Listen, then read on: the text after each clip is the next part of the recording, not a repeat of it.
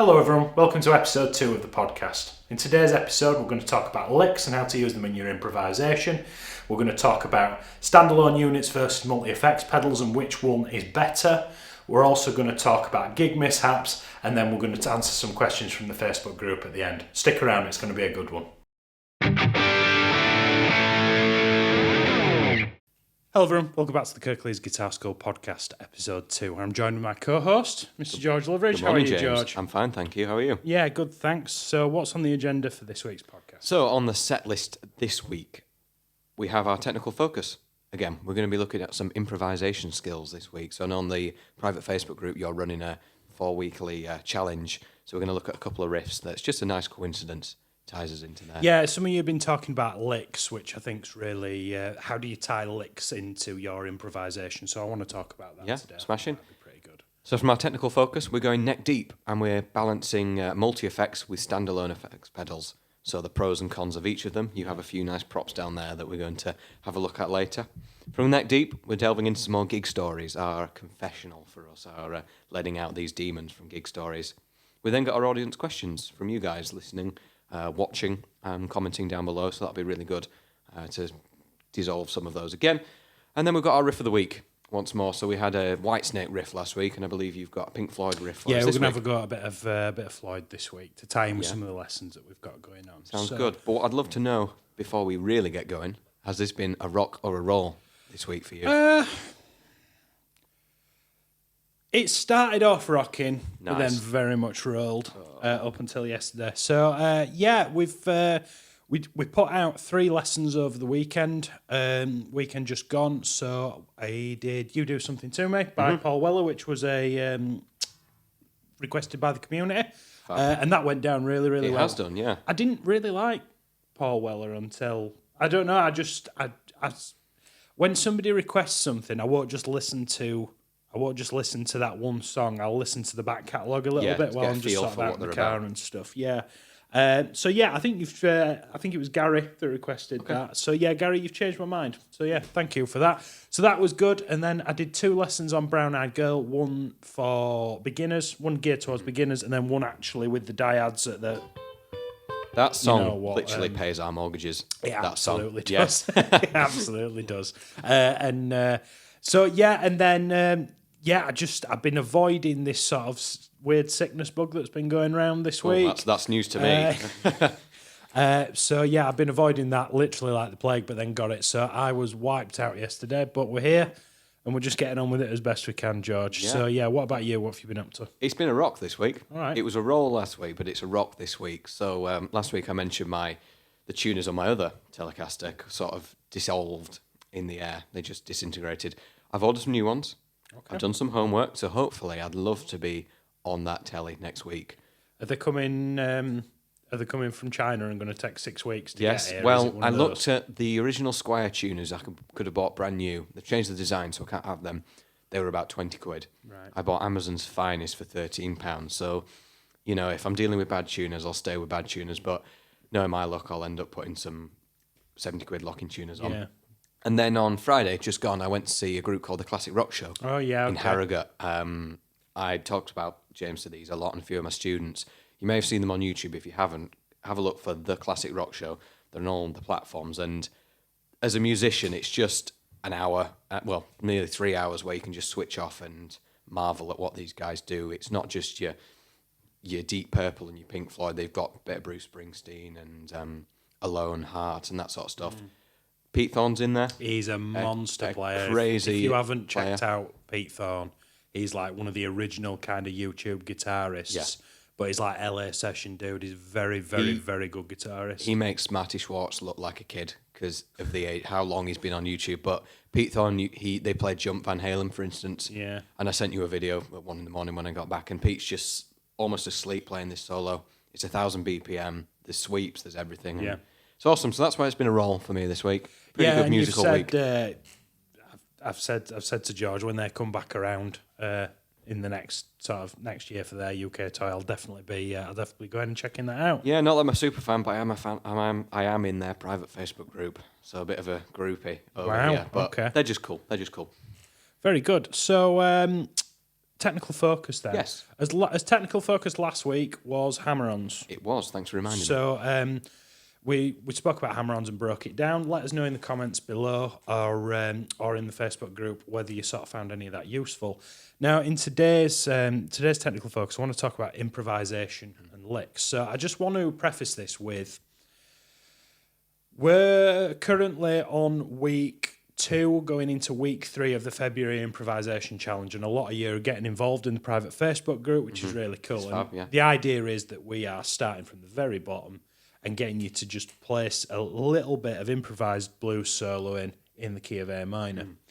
So to bolt onto that, this conveniently ties into week 3 of the challenge, which has not yet been released.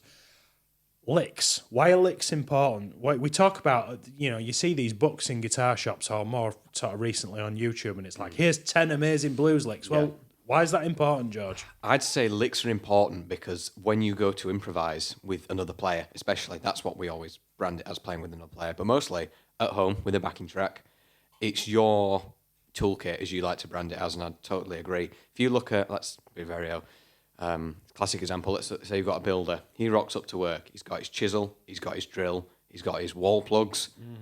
That for us, that's our hammer-ons, our pull-offs. And then the licks are the identity. Now, as musicians, we talk about stealing licks a lot, and that comes from your listening. So if you listen to Stevie Ray Vaughan, or from Stevie Ray Vaughan to Steve Vai, they might play a little riff, I should say, or a lick, and you go, I like that. And I'm Stevie Ray Vaughan, for example, if we're in A minor today, aren't we?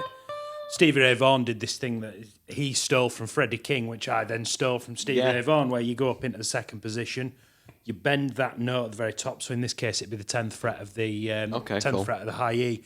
You pre-bend it, and then you pick the notes. Yeah. And you're bringing it down, and it's almost like you're letting air out of it. Yeah, I agree with that.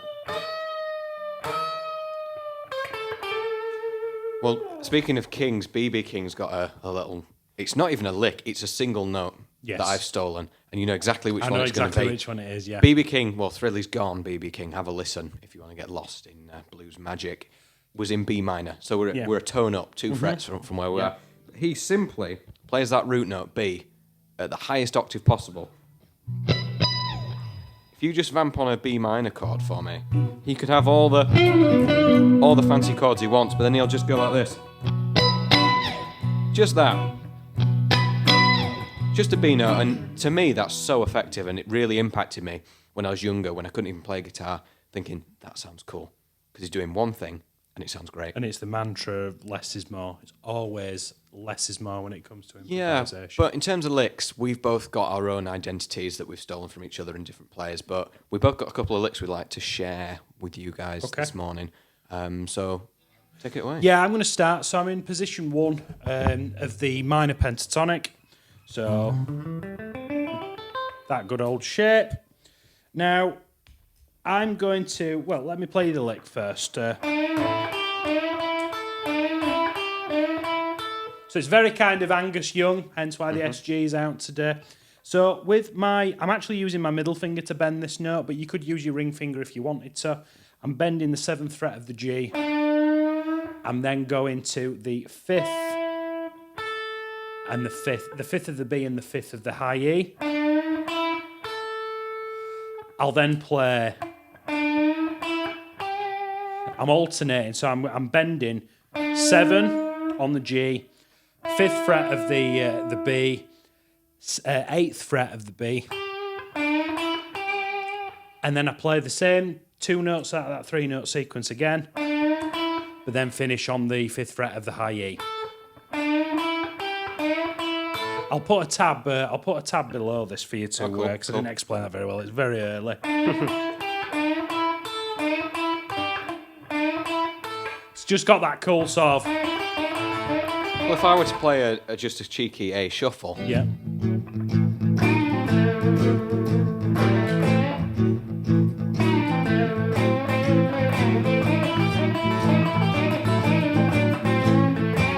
And there it is in action. That's it. Straight away. What about... Let's talk about your lick, George, and then we'll sort of discuss about how and when and why. Fab. So We my put them in. lick, I've stolen from a chap called Muddy Waters, who was, he also played a telly, I think, as well, throughout his career. This is a Telecaster that I actually built in lockdown. Wow. When everyone was stuffing the face full of Chris. I was building guitars. Guitar. We've got twin humbuckers, but we can get onto that a little bit later if we need to. So this lick looks and sounds like this from a song called Manish Boy. It's a little bit different. Now, we don't actually have any bends. So you playing that blues over the top makes it sound like a blues song in itself. I'm telling you about my day. So what am I doing? Again, I'm in the blues A minor pentatonic. So I'd call it, it's more of the blues scale. Now, if you've looked at the blues scale, you know we have a couple of blue notes or out of key notes. Now, these notes always need what we call resolve. It's like going da da da da da da da. Yeah, we need to hear that resolve. But this time, that out of key note is the 6th fret on the G string. Now, where am I starting? I'm starting from the root note, another root note. It's the D string on the 7th fret. I'm going to play that with my ring finger. From there, I'm going to roll my ring finger down to play what we call a double stop. Now, this is 2 notes at once. And the notes in question are the G string and the B string on the 7th fret. I'm then going to do the same thing, but on my first finger, my index finger on the 5th fret with those G and B strings. Because then I'm going to hammer on, ties in nicely from last week. Now, can you hear that sort of, sounds a bit iffy. It's not quite there. Now, we're talking about resolve. That hammer on is that aforementioned 6th fret on the G string. And that's going to, quick, scratch that itch. And there we go, you come back to it. And that's the riff. Very good. So where would you use a lick like that in your improvisation then, George? When I've run out of ideas. Right, okay. Which sounds a bit cop-out-ish. But actually, as a guitarist, you're constantly trying to find that new sound. You're constantly digging. And when you've sort of exhausted, or you feel like you've exhausted the scale, you'll think, right, I'll go to the old familiar. And then you'll add that in. It's something that adds a bit more rhythm, because it is quite rhythmic. Now, that Manish Boy I mentioned, it's 5 minutes of when I woke up this morning. Yeah. And lots of blues songs are like that. But yeah, I'd say when I've run out of ideas, when I've finished exploring, because that's what the scale is about, a lot of you participating in our improvisation challenge, you're, for want of a better term, you're making it up as you go along. Yeah. But that's where licks come in. You play something and you go, that sounds okay. And you do it again and again. Yeah, well, my approach to that is to try and... I'm trying to buy myself a little bit of time where I can think about how I'm going to move up to another position or into another part of the neck. So if we're in A, and well, can you just give me a shuffle in A, please, George?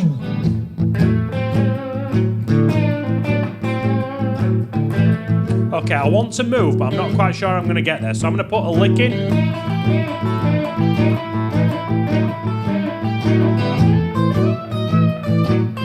Ready for the 4? There you go.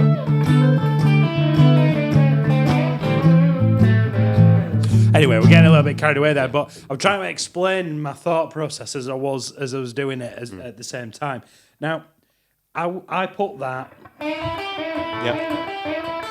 in, and while I was doing that, because I can kind of play that on autopilot, which takes you a while to get to that point, but that's okay. You will get there. While that's going on, I'm looking at the fretboard and going, right, how can I get up into third position for the which is another lick, which will then connect me further up. Yes. So question is though, George, that's not true improvisation, is No, it? I say this to my students quite a lot, those of us who've done it. It's improvisation, but you need to know what you're doing. You already have it in your mind, what you're playing. Most of the time when I'm improvising, I will think how it's going to sound and what I'm going to play next. And like you, I'll use stepping stones to get about the fretboard. Like you can come out of that scale, use the House of Blues extension. That brings me into the major. I can then... I found A again. So you already know, like I could do that without playing it, because you know you work up. And it takes time to get there, but it's so worth it. The more time you spend making weird noises and annoying whoever you live with, the better you will be at your improvisation. And I think a good kind of rule of thumb initially, if you're in that sort of early days of, if you're participating in the February challenge and it's relatively early days for you. When I'm climbing the neck, a good rule of thumb is I'm looking for an A. I'm looking for an A note. I'm looking for the root note. I've got a destination in mind. You know, you said about the BB King thing. In the key of A, it'd be there, wouldn't it? Yeah. You know, I could be thinking, right, how am I going to get to this? Second position, third, fourth, fifth. Yeah. You know, it's quite hard to explain it while you're actually doing it. I think one last keynote from this licks thing. As a lick, that back to my BB King one, your root note is crucial for improvisation because if you're in the key of A, we worship A. That is the note. That works with anything. You are not worthy. No. A is the one. Now, in your basic pentatonic or your minor scale, we've got 3 of them instantly accessible. Got low E on 5, D on 7, and 5 on the high E. Doesn't matter what you're doing, if you mess up or find something, as long as you play a root note, we find it. So that would be my sort of closing thought on improvisation. Excellent. Is it time to go neck deep? I think we should go neck deep and talk about pedals. Okay, so we get questions. We try to be fairly balanced, or we're trying to be fairly balanced on this show. We're not a gear podcast because there's enough of those around. We're actually about learning to play the guitar. But I like toys. And, and that's okay. And it's fine to enjoy it. But we got to be really careful that we don't just talk about gear for 45 minutes because it's really easy. It's actually about playing the guitar. But we get a lot of questions about pedals and what pedals should I buy? Why does your guitar sound the way that it does, but then I've got the same pedals at home and it sounds really weird? Or I'm looking at 1,000 different pedal-shaped objects on Andertons, and they all look the same to me. What do they do? So I want to break down in this section. There's 2 main categories of pedal that connects. Think of a pedal as cable from guitar goes into magical box, goes into amplifier. Now, there's 2 kinds of these magical boxes. You have single pedals, each do their own specific job, and then you get multi-effects pedals. Which, if I just jump out of shot quickly, for those watching, if you're listening, I'm holding a black box with flashing lights and cables, but this is what we call a multi-effects pedal. Okay, so the economies of scale of a multi-effects pedal on paper seem to make a lot of sense. How do you, because you're not a single pedal kind of dude, George. You never have been, have you? So, with rule number 1, guitarists are lazy. Yep. Or we buy lots of gear. So a multi lazy. lots of gear. Multi-effects is essentially what it does on the tin. Let's talk about a few effects: reverb, delay, distortion. Okay. Now, most amplifiers come with that, but some don't. It's a sticking point for me with amplifiers. If an amplifier doesn't have reverb, I'm not really interested in it. Yeah. Like our handy stage decoration, if you're watching, my Vox amp, no reverb. Stage weight. It's a stage weight now. Yeah. So my multi-effects, essentially whether you go on Thomann Andertons, you can have single effects. You could have one pedal that does distortion. Sure, it does distortion very well. Or you could have a multi-effects with lots of what we call presets. Now, this is a zoom pedal. Zoom have gone 1 to the right, left degree, 5 degree. Right, that's our distortion. That sounds good. You've then got the aforementioned delays, reverbs. They're all in this box. And these presets are all in like a big order. Imagine like a song playlist, but they're all different effects. So like, for instance, I've been playing on this nice clean. Sometimes when I gig, I'll use this as my general clean tone. But a flick of a switch, a bit more ASMR this week. I flick that. It's suddenly changed. I've just got one box, 2 cables. If I go up a little bit more, we're then in the 1950s. So have you predetermined those? Have you sort of preset those for your needs as when you're out there working? Yeah, good point. Okay. That. So this box straight from the factory, and any that you buy now, because this is quite. You actually loaned this to me when I was younger. Much younger. Yeah. You can have them on that. Let's use that idea of a song playlist. You've got effect 1, 2, 3, up to some of them have like 1,000 effects these days. I've put these in this order. I've sort of gone through a menu and customised it. So I know I've got a clean tone, I've got a drive tone, I've got a lead tone, and then there's a bit of delay, a bit of slap reverb going on there. So your multi-effects pedal, think of it as, because I'm a homeowner now, I find this stuff interesting. Think of it as a non-stick pan. You could have one pan that does your bacon really well, one pan that does your scrambled eggs really well. Or do you just buy a decent non-stick skillet pan that does everything? I'm the second of those people. I just one pan for everything. But that's for cooking. Now, for that, we cook because we need to eat, because we need to survive. Yeah. But for gigging, you've got a lot more pedals down there than I've got here. So would you do me the honours? Could you just hold that for me for a second? Right then. So James is now dismantling the set. That's what all the clicking is. Right, so for those of us not in Technicolor today, I've just unplugged my little pedal board and I'm showing this to the camera. So this board changes regularly. Each one of these boxes here does something completely different.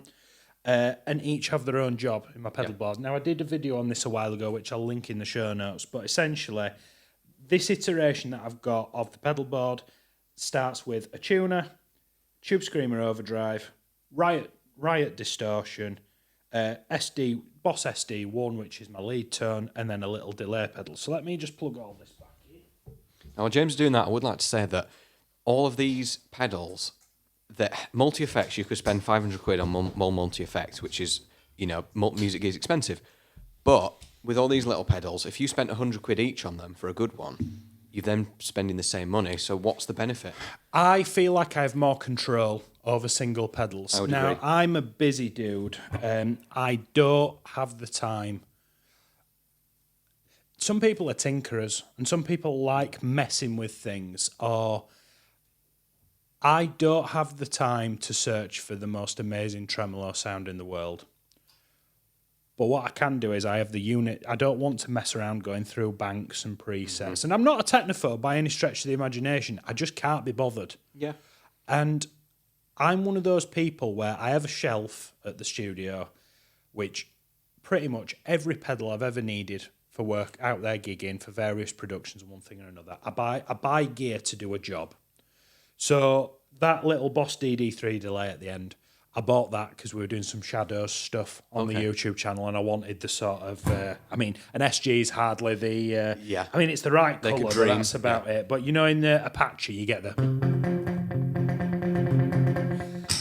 I needed a delay pedal for that. So I found one on eBay, and I don't always buy them new. If I'm looking for something that's quite specific and I won't use a lot, you can find relatively good deals on eBay if you know what you're looking for. But my setup's really straightforward. My bass kind of guitar tone is Fender amplifier with some reverb, and then 3 levels of overdrive and a tuner, and then I have one little pedal at the end, which could be a looper if I'm teaching. It could be a fuzz pedal if I'm going for that sort of Northern Soul-y stuff. Now, I'm not against multi-effects units. No. I've got a Helix Stomp, which doubles up as my what we call a direct rig. Now, a direct rig, basically, when I play theatres, they don't like it when I bring my Marshall and my 412 in. No, that's a really good point. So this multi-effects, like a lot of them have what we call a direct line out, which will go into a mixing desk at a gig. And I've used this before. You mentioned last week silent stages. Yeah. Because backlines, we've both got big amplifiers that volume 2, your ears are bleeding. These just go straight in and you hear it through your monitor. But also, I think it's worth reiterating, the kind of music that both me and George grew up listening to and like to play is very old-fashioned, isn't it? 50s, 60s, 70s. And we like the equipment that they used in that era to try and be a little bit more accurate. Modern players, you think of these sort of, I know it's probably as audience like us doesn't really listen to much that sort of came out after probably 2000. But a lot of these modern bands that are out there, particularly like these tech metal kind of bands and stuff, they literally don't have amplifiers. They just have a box and in-ear monitors. Metallica, they're all digital nowadays. Are they really? Yeah. So they have the huge Marshall stacks that you see, but it's all digital. So that it's actually ditching pedals as well. It's all it's all digital. It's through Well, they're computer like next software. level. They literally have members of staff to change yeah. change pedals for Yeah, them, don't they? exactly. But yeah, I don't. My time's better spent doing stuff like this rather than messing about through presets and banks. Now I know some people who use like Kemper stuff and absolutely Kemper love profiles. it. Yeah, and I'm just not that into it. For me, it's means to an end. Good guitar, good amplifier, maybe a pedal in the middle to give yourself something that sounds roughly like it. And that's enough. That's enough for me. It's because neither of us are technophobes, but now you get things like the Boss GT100 multi-effects or the Fender Mustang Micro, which looks like a tuner, but it's got 250 digital effects. Oh, George, somebody, I'd done a little bit of a deal with one of the students of the school who had a Fender Mustang 5 head and cab. And you know who you are. I joke about it, but it's an okay amplifier, but it's just not my wheelhouse at all. Okay. And I spent like 2 hours messing about with the manual and programming 4 presets. Now, if that had been an old JCM or a Super Lead or a little Fender amp, I could literally get all those tones just by dialing it into the control panel at the front, not going through banks and reading a manual.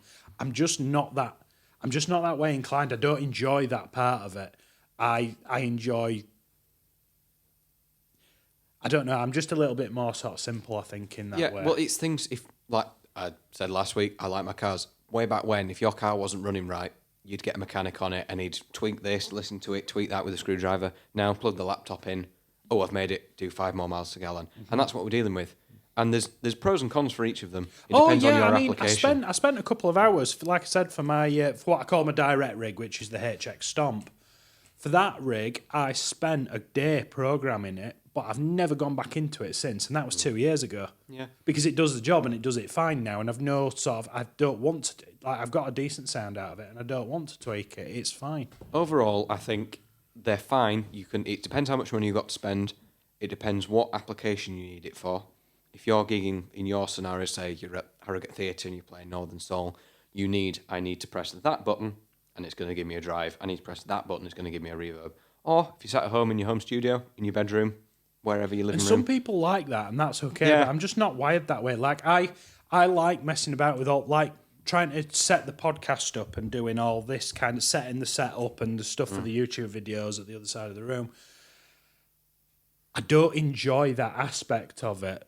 I enjoy the finished product. I enjoy making it, but it's just a means to an end for me. Whereas some people get really, really into it, and I'm just not. I'm all about the finished product, not necessarily how we facilitate in making it. Does that make sense? Fab. Well, we keep talking about gigging, so I think we should talk a little bit more about gig stories. The next section of our podcast. I've got one that I want to tell you off camera. It might make the episode next week, George. We'll see. Okay. There's I need to run it past you to see whether it's PG-13 or not. Right, so I'll start if that's please. Yeah, right. I'd love to hear it. So mine was a fairly simple one. So if you remember last week, I was throwing a Strat about, and there's the gentleman at the front going. So mine was pretty straightforward for this week's gig story. Like we said before, bit of a simpleton. I like to take the absolute path of least resistance when it comes to equipment. And it almost becomes a bit of a game with gear. Like with me, it's either all or nothing. So it's either I'm taking my Marshall 412 in or 2 cabinets, which has been done before just to annoy band leaders.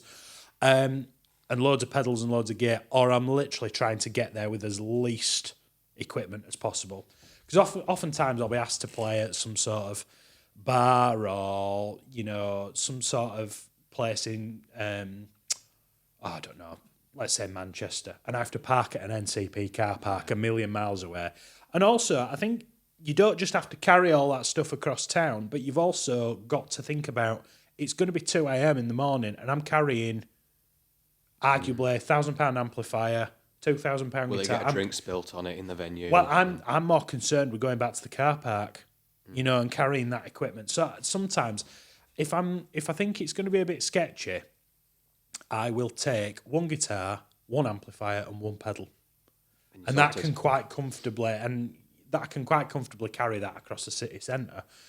So that was one of these gigs. Actually, this little Katana that I took, and a Boss British blues driver, BD2, which never got, by the way. Some people absolutely love blues drivers, and I really tried to like mine, and I just never Depends got what your on amp with it. is, I think, doesn't it? Do you think so? Because I've tried it in all sorts, and I've heard some people play with them, and they sound amazing. Like the guys on that pedal show, absolutely love them, and I just can't make it work for me. Anyway, so yeah, went to this gig, got set up. So I literally had a clean tone from my amplifier, a little bit of distortion from the blues driver. Now on the bottom of most of my pedals, this one doesn't have it, surprisingly. We have Velcro on the bottom of the pedals, and that's so that you can stick it to your pedal board. Well, because I didn't have a pedal board, I wasn't taking a pedal board. I just wanted one pedal. I just took the pedal off the board, put it in my gig bag, went on my way. So I'm playing this gig, and I'm going to do a guitar solo. I stand on the pedal, and I kicked it. And because the stage was almost like, it wasn't a laminate floor, but it was wooden and quite smooth. Slippery. Yeah, I turned the pedal on, and it went. It was almost like Tiddlywinks, but with a Boss with a Boss Overdrive pedal, and it didn't just sort of run away from it. It actually like fell off the edge of the stage. How long were your cables? And disconnected. Well, I do bring long cables. Right, Long cables. But also, people think that all stages are massive. Most of them are the size of this table. They're tiny. So yeah, I went to do this guitar solo and kicked my pedal off the stage, but also lost all sound to my what is it? Just after the singer had gone guitar solo, and there was nothing. I could have died. I was so embarrassed, and I had to sort of quickly run to the front of the stage, do this like I was picking, like if I was fishing, plug it all back in, and then it was all. But Boss durability is amazing. Like it lived to tell the tale. It absolutely lived to tell the tale. So that was my one. What about you this week? So mine is another instance where you could have just died on the spot. Last week we were talking about pedals dying and then lack of capo for me. This week I'm going to talk about this. Only happened in December, so this is still quite raw actually. I was playing a local gym bar about the size of our studio, if you've been, so not very big, and we were playing Sir Duke, Stevie Wonder. Nice pub song, have we having a drink. And if you know the song Sir Duke, you'll know there is a mega breakdown in the middle. That's the one. Now, this is quite a tall order, this song, this breakdown. I practiced it like a couple of times a day for weeks. Now, we've been gigging all summer, so I knew how to play it. Gym bar, and if you're playing a small venue, it's so much more daunting than playing to 5,000 people. Humble myself there. I've never played to 5,000 people, but it's much more daunting because everyone stood with their drink watching you. And anyway, we're playing along, and it's just guitar and vocal for this gig. So the minute I stop going, it gets very quiet when I'm doing the lead part. Anyway, went to play some of it. I just brain melted out. I just forgot the riff, and someone at the back of the room shouted, the jazz version. So what I did, I cut it short and just went, and that was the singer's cue to come back in. And as you said, you've got 40, 50 people stood realising exactly what you've done. It was horrible. Absolutely horrible. And I fluffed that one up a few times as well. It's a bit of a standard, is that one? Sometimes you can slide. We always say as teachers and guitarists, you're only one fret away from the right note.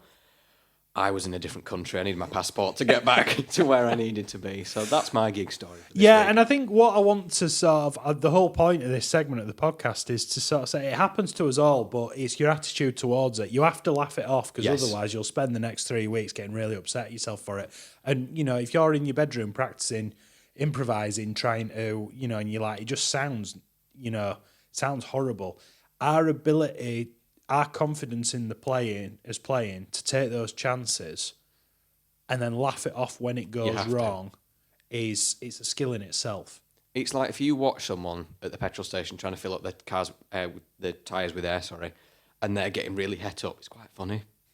But if you just effectively style it out, it doesn't matter because you're sharing in a gig scenario. You're then sharing a room with these people that have just watched you have a paddy or get over. Yeah. If you go, I got it wrong.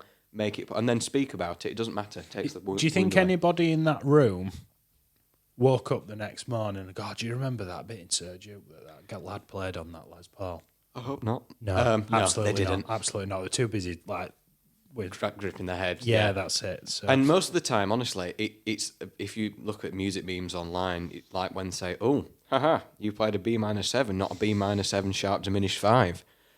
Big whoop, like you said. Yeah, I often say that people on Reddit get cross at us for all kinds of stuff, and it's one of those. It's kind of like it's how I do it, and I think it sounds okay. Now, as much we do stuff like this podcast, we both make content online. I write for Gear News, you make the YouTube videos. We love audience engagement, but there'll always be people that we're not going to cater for, and that's fine. And so what? We do it because we like it. Speaking of audience and the audience that actually enjoy what we do, we've got some questions. So I think I'll start with Keith Davis has a question, which is, Can you advise on a good right-hand position for accurate picking and muting on electric and acoustic? Okay, thank you very much, Keith. So I'm going to look into my personal camera now. Now, what I usually suggest to my students, and it's what I do, I'm using this Telecaster here, which is quite forgiving because I don't have a tremolo system. Now, I rest roughly where my arm meets my wrist on the bridge. Now, that is for picking, like you've mentioned. We're not talking about strumming. Now, when I'm playing guitar, it's either coming from my elbow, that's not my elbow, that's my strumming, or my wrist for picking. Now, if you can see in the shot, if you can't see, if you're listening on the M1 in traffic, I'm resting the top part of my wrist on the top of the bridge, so I'm not interfering with any strings. But that's where I'm resting. Now, this gives me a nice rake. I can reach all 6 strings. I can use alternate picking. I can use down picking. Everything I need is there, and I don't have to look as much. Same on an acoustic. On acoustic guitars, your bridge is this wooden part with the pegs in. On electric, it's the metal part. You can rest your hand on the instrument if you like. Now, this might be controversial, but that's what I always do for picking. Whether I'm picking a scale in rockabilly style, or whether I'm, for want of a better term, shredding, if I'm playing quickly, that's what I'll always rest, because otherwise I feel like I'm floating, and that's uncomfortable. Yeah, and I think another thing that people like to do is use the pinky on the Mark Knopfler does that. Does he really? Right? Yeah. I'm not sure how I feel about that, because that feels really, really uncomfortable. But so many people do it and struggle to do it. Because I play just the same that you do. Cool. I rest my palm on the bridge, and I sort of anchor with that part of my hand. Now, on acoustic guitars, it's even more sort of obvious where you to put your hand, because there's like bevels on the bridge of the and there's guitar. more instrument. Yes. Like your SG, your hand is the size of the scratch plate, so there's not much not much place to put your hand. But yeah, Keith, for picking, single picking, at least on electric or acoustic, I'd find an anchor point. Yeah, and it doesn't matter where that anchor is, I'd say, per se, as long as you're not giving... My main concern, and I'm sure it's the same for you, George, when we're trying to find that sweet spot with a student in a one-to-one lesson, we're not... main concern's not necessarily where you're anchoring, is the fact you're doing it somewhere that's not going to cause you any kind of repetitive strain, issues. Is it comfortable? And is it comfortable, yeah.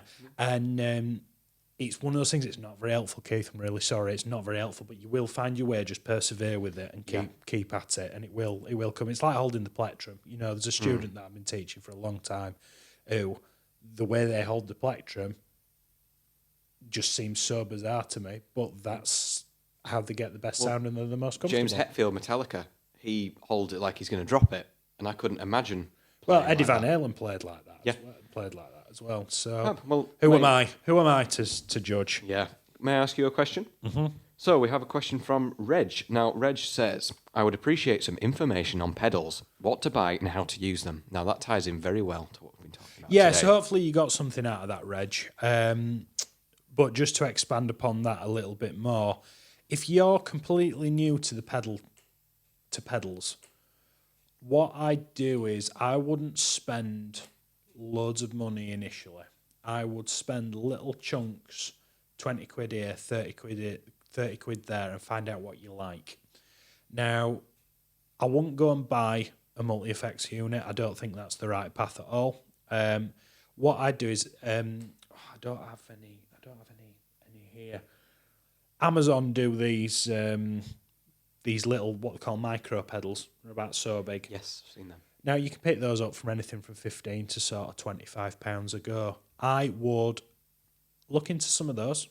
Get yourself an overdrive, maybe a distortion, and maybe something a little bit more wacky out there, like a delay or an octave pedal or something like that, don't spend more than sort of 60 or 70 quid to start with. And you try and use those pedals to recreate guitar tones that you like on records. From there, if you can kind of go, well, actually, overdrive, I feel like I get a better sound with overdrive. Well, maybe invest a little bit more into that. Yeah. Or, okay, delay is cool, but I think it's more of a kind of tremolo. And use YouTube. Everything. Resources like That Pedal Show are amazing for that. The Andertons sort of demos. But it's really easy to get caught up in spending loads of money and you don't know how to use them. Like, little and often, buy yourself a little toy, spend a couple of weeks messing around with it. But also, like I said about my Boss pedal, my delay pedal, go on eBay.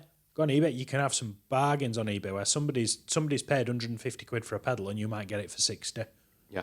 You know, have you anything to add to that? Yeah, George? I think there's two things. One thing with pedals is I run a band here at the school and two of the players needed boost pedals to come up into the mix for solos. You buy the pedal, you then need a power supply, you then need what's called a patch cable as well, or another cable. So a patch cable is like your normal guitar lead, but it's just a little bit smaller. It's probably about 5 centimetres. Because when James brought his pedal board up onto the screen, each pedal is connected. It's like an electrical circuit. Yeah. So that is one thing to consider. If you think, I've got 50 quid to spend on a pedal today, browsing Thomann, Anderton's, eBay, just consider that you're going to need a power supply to make it go. Some of them run on a 9-volt battery. Actually, these days, power cables are cheaper than 9-volt batteries. They are. And then you just need get a little daisy chain off Amazon, it'd be 9 quid, something like that. And yeah, your little patch cable. Now, with any music gear, you can spend from a £5 to £5,000.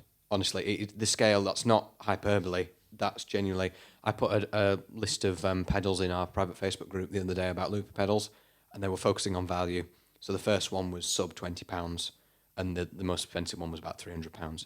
So, yeah, Reg, there's a lot you can do with pedals. And there's a lot of choice and a lot of options, and there's no wrong options. You know, like I said, I never got on with the Blues Driver earlier in the podcast, but that doesn't mean the Blues Driver is a bad pedal. It's a bad pedal for me. Yeah, and that's when we were sort of sound checking our tones today, I played a lead tone and James pulled a face, and I thought, well, this sounds wicked, and you said, not for me. But that's each taste. You go in someone else's kitchen, you go, oh, I don't like the blue. Well, it doesn't matter. It's not your kitchen. Following a kitchen theme. You got kitchen on the brain today, yeah, George? I need to go to John Lewis, get it all out. So I want to finish with our riff of the week. Okay, so what was last week's riff of the week? Last week's riff of the week was part of the White Snake solo from Is This Love? Some slides and pickups. If you want to look at that in more depth, we went over it last week. So if this is a first episode for you, have a check. But you've got something a little bit different. Yeah, so we're going to have a look at the Riff for Money by Pink Floyd. Now, I did a lesson on this. I'll put it in the show notes and in the description on YouTube. And I'll also I'll put the tabs on the Facebook group as well for you to check out. Spoiling us. Yeah, well, that's it. It's kind of like we can, so we will. You Brilliant. know, it's one of those. Now, this riff's in 7/4 time, so let's not get too wrapped up in that. I want you to get the notes under your fingers, and then if it's something else, something you'd like to look into a little bit more, by all means, go and check that video out that I made in the summer. So we're going to start with the B note on the 2nd fret of the A string. I'm then going to go to the octave, which is on the 4th fret of the G string. Now those two notes are picked. Okay. I'm then going to go to the 4th fret of the D string, and then back to that B note on the 2nd fret. But can you hear how I'm palm muting those? So that comes into where you'd rest your hand on that bridge because you can use it. Yeah. Resting on the bridge, hopefully my microphone's not getting in the way. So you've got is part 1. Okay. Part 2, I'm going to the low E string. I'm going to play fret 2, followed by fret 5, minor 3rd jump. I'm then going to play the 2nd fret on the A string, followed by a little rest. And then I'm going to play the 5th fret on the A string with my pinky. And I'm just going to bend it out of tune ever so slightly. You see how on the tab it'll say a quarter?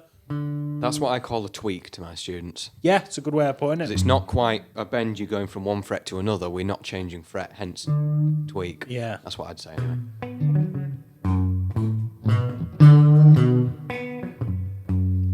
Now, I love these kind of riffs where the end is dependent on the start. It's self-sustaining, it goes I round and say round. this all the time when it comes to music that's in an odd time signature, is if you can play something in an odd time signature and make it sound like it's not in an odd time signature, you've done your job right. Now, there's certain people like the Mars Volta and those sort of like